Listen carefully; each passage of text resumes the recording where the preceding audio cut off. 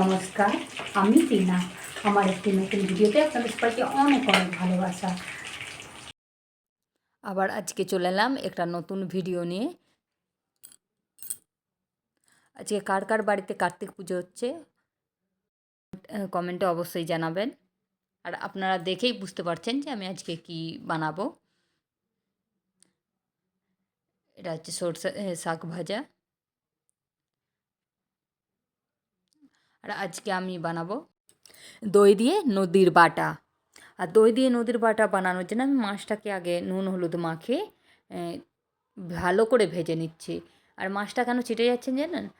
মাছটা আমি রান্না করার মানে ৫-৭ মিনিট আগে ফ্রিজ থেকে বার করে জলে রেখেছিলাম, যার জন্য এই জলটা না মানে ঝাড়ার জন্যে এরকম মাছটা চিটে যাচ্ছে। আর আমার এখান থেকে তো ১৫ কিলোমিটার দূরে আমাকে মাছ আনতে যেতে হয়। আর এটা তো প্রতিদিন যাওয়া সম্ভব নয়, ওই জন্য আমি মানে গতকাল আমি মাছ আনতে গিয়েছিলাম। মাছটা এনে ভালো করে ধুয়ে ফ্রিজে রেখে দিয়েছি আমি। বেশি করেই মাছ আনা যায়। আর আপনারা বুঝতেই পারছেন যে ১৫ কিলোমিটার দূরে গিয়ে মাছ আনা প্রতিদিন মাছ আনতে যাওয়া সেটা সম্ভব নয়, কারো পক্ষেই সম্ভব নয়। আর দই আজকে তো আমি প্রথমেই বললাম বানাবো কালো জিরে ফোড়ন দিয়ে দই বাটা। আর দই বাটা বানানোর জন্য আমি ওই একটু সাদা সর্ষে আর একটু পোস্ত, মানে যতটা পোস্ত নিয়েছি তার থেকে হাফ আমি সাদা সরষে নিয়েছি। এতে পোস্তের পরিমাণটা বেশি ছিল আর সরষের পরিমাণটা কম ছিল। সেগুলো সিলবারটায় বেটে নিচ্ছি, মানে বেটে নিয়েছি আমি। আর এক সাইডে আমি মাছটাও ভাজছি আমি। আর মাছটা দেখছেন তো প্রচুর চিটে গেছে আর কি একটু মাছটা আজকে ভাজতে গিয়ে।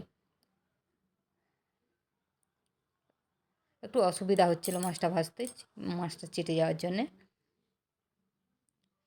এটা কোনো আরে তবে অতটা ভাঙে না, খাওয়ার মতোই ছিল মাছটা।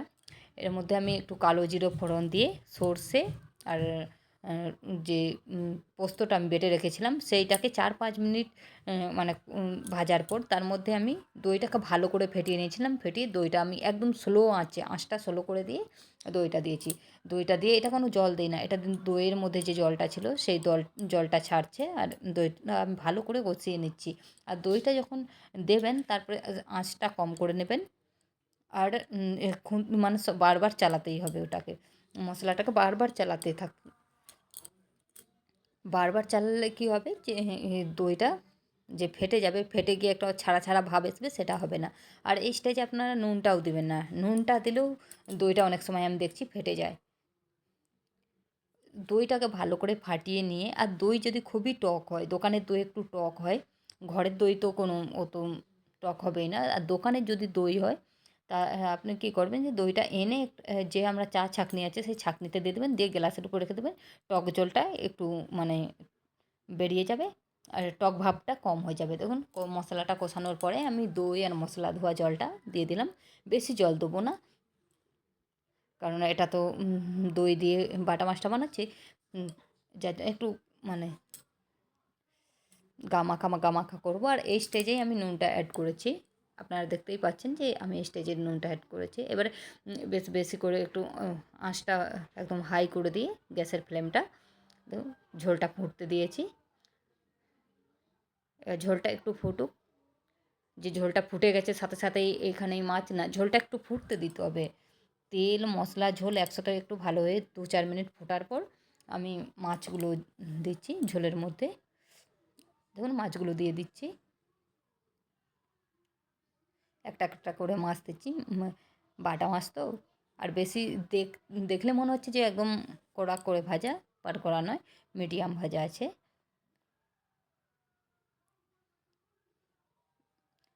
সব মাছগুলো একদম অ্যাড করে দেবো। আর আপনাদেরকে যদি আমার ভিডিওটা ভালো লাগে অবশ্যই ভিডিওর নিচে লাইক কমেন্ট করবেন। ভিডিওটা আপনার ফ্যামিলি ফ্রেন্ডের সাথে শেয়ার করবেন। আর আমার ফেসবুকে ইউটিউব চ্যানেলের লিঙ্কটা দেওয়া আছে, প্লিজ ইউটিউব চ্যানেলটাকে সাবস্ক্রাইব করে নেবেন সবাই। ইউটিউবটাকে সাবস্ক্রাইব করে আমার পাশে থাকবেন। একটু ভালো করে ফুটতে দিচ্ছি। কালারটা দেখুন, ফুটতে ফুটতে এর কালারটা কেমন এসেছে দেখুন মাছের ঝোলে। মাছের ঝোলটা সত্যি খেতে খুব স্বাদ হয়েছিল। আপনারাও এইভাবে বাড়িতে বানিয়ে খেয়ে দেখতে পারেন। আমরা তো সব দিনই সর্ষে দিয়ে বানাই কি আদা রসুন দিয়ে, একবার দই দিয়ে বানিয়ে দেখবেন। দইয়ের পরিমাণটা একটু বেশি দিতে হবে। দেখুন লাস্ট ফাইনাল লুকটা দেখুন, এবং লাল লাল একদম তেল তেলে ভাব রান্না হয়েছিল। মাছের ঝালের সাথে ছিল আজকে সর্ষে শাক ভাজা। আর আজকে আমি প্রেসার কুকারে না বিনা জলে বেগুন, টমাটোর আর রসুনকে দুটো সিটি দিয়ে দিয়েছিলাম। ওটা একটা ভর্তা ছিল। এই ভর্তাটা থাকলে আর আপনাদেরকে, আমার তো মনে হচ্ছে আর কিছুই লাগবে না গরম ভাতে, আবার এই শীতের সিজনে। Thank you watching for my video. আর আমার ভিডিওটা ভালো যদি লাগে অবশ্যই লাইক কমেন্ট করবেন। আর সবাই খুব ভালো থাকবেন, সুস্থ থাকবেন। দেখা হচ্ছে নেক্সট একটা কোনো ভিডিওতে। Bye bye.